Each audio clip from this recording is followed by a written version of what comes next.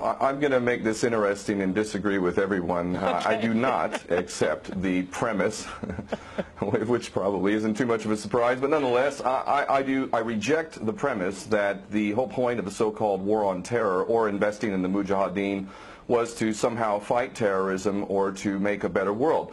I would argue that if you really want to know what's happening with Middle Eastern policy, then you must read Oded Yanan's A Strategy for Israel in the 1980s. Now, in that document, which is pretty much being played out to a T right now and has been for many years, there were serious objectives for Israel. And Israel's main objectives were to expand and grow in line with the Greater Israel Project. And in order for it to do that, there would need to be an excuse to justify the expansion of Israel, and in order to do that, we would have to sow the seeds of sectarian hatred and violence in the region. The number one target of this plan was Iraq. We've achieved that. That's not a failure. That's actually a success. Iraq is a failed state largely. It is an absolute basket case. Sectarian hatred is absolutely insane. We see the beheadings and all of this madness, and we think it's a disaster. No, it's not at all. In fact, it's all part of the plan to break up Iraq into 3 different states.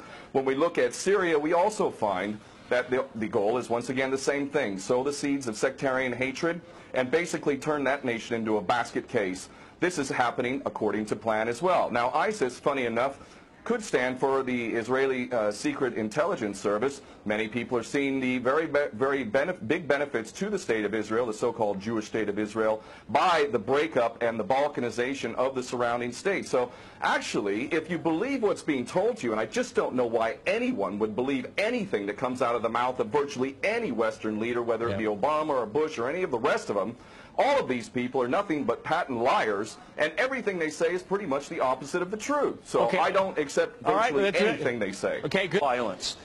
Barack Obama did not bite at the opportunity to get involved in Syria a year ago. In fact, at the time when he was ready to start bombing Assad, just about 13 months ago, and we have he backed off as soon as the first excuse came to mind. We've been supporting ISIS. There is absolute continuity between the policies of Iraq and breaking it up and breaking up Syria as well. It is beyond naive to suggest that the U.S. doesn't have its fingerprints all over ISIS. In fact, tell me this: why has ISIS never once, or al-Nusra Front or al-Qaeda, not once have they attacked Israel? In fact, ISIS militants are getting medical attention in the Golan Heights and in Israel itself. What does that tell you? There is absolute continuity, but the actual policy, just like the Project for a New American Century laid out very clearly, that a, quote, new Pearl Harbor would be necessary to achieve this goal of full spectrum dominance. You could never tell the American people, or the world for that matter, we're going to fight wars of aggression where we're going to have to invade and occupy, we're going to have to spend hundreds of billions, if not trillions of dollars to achieve the goal of full spectrum dominance, which is to control, absolute control over air, land, sea, and space and cyberspace. The American people never would have bought it, so you can't tell them that. You have to tell them a bunch of lies. And we see this over and over again. What you have to do, Ken, if I can go... It would absolutely no question that there must always be a boogeyman. In fact, you're sitting in Russia now. For 50 years plus, we were fighting this Cold War that really was an absolute charade to begin with. There never really was a threat of a Soviet invasion. And for decades, we spent insane amounts of money developing nuclear weapons to the point of really completely, totally collective insanity. And here we sit today in a world that threatens a third world war with a policy that is clearly intended to totally destroy Syria. Let's see what happens. If we take Bashar al-Assad out of the equation in Syria, does anybody with half a brain not understand that that vacuum that's going to be created is going to be a vacuum filled by the most powerful interests there? And who is that right now? Well, that would be our best friends and allies, these little Frankenstein monsters that we create, whether it's al-Qaeda or al-Nusra Front or the latest ISIS monster that we've created. Those are the ones that are going to fill that vacuum, and that fits perfectly in line with Oded Yanan's A Strategy for Israel in the 1980s. And if these other two gentlemen haven't read that document, I seriously suggest you do. Another thing that's really worthy of pointing out is the so-called Islamic State is anything but Islamic. And yes, there is a war on Islam.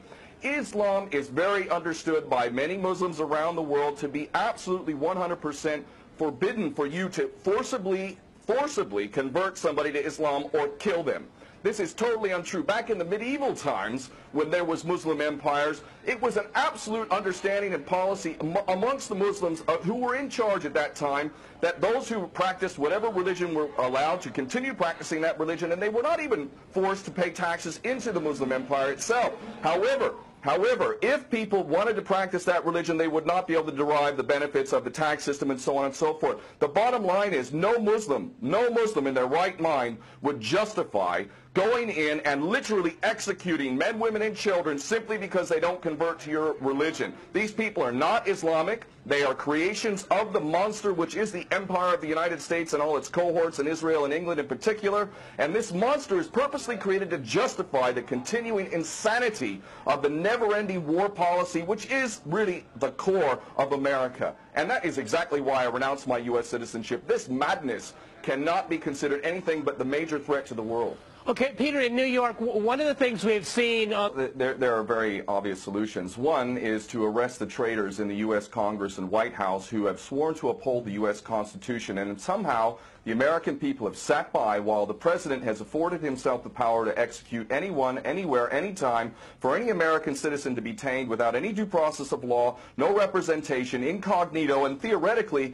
he could be condemned to death by a military tribunal in secret and executed. All of this operating under supposedly the United States Constitution. So all of these traitors need to be arrested, first and foremost. When Netanyahu came to the Congress a couple years back, he received 29 standing ovations by these cowardly chicken hawk traitors. So the American patriots need to stand up and grab a pair and ultimately have some integrity and get rid of these traitors. Secondly, cut off all funding to Israel. Israel is a pariah state, a criminal state. It is committing active policies of genocide by the legal definition of the word according to Black's Law Dictionary. That country needs to be cut off right now. All of their attention needs to turn inward. Stop your little empire endeavors and full spectrum dominance and all of this sort of madness. Start taking care of your infrastructure back home. Start taking care of the American citizens who have worked their whole lives and now find themselves wondering how they're going to keep a roof over their head.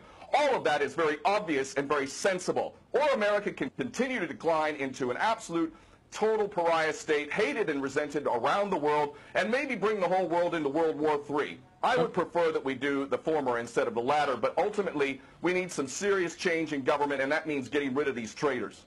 Okay.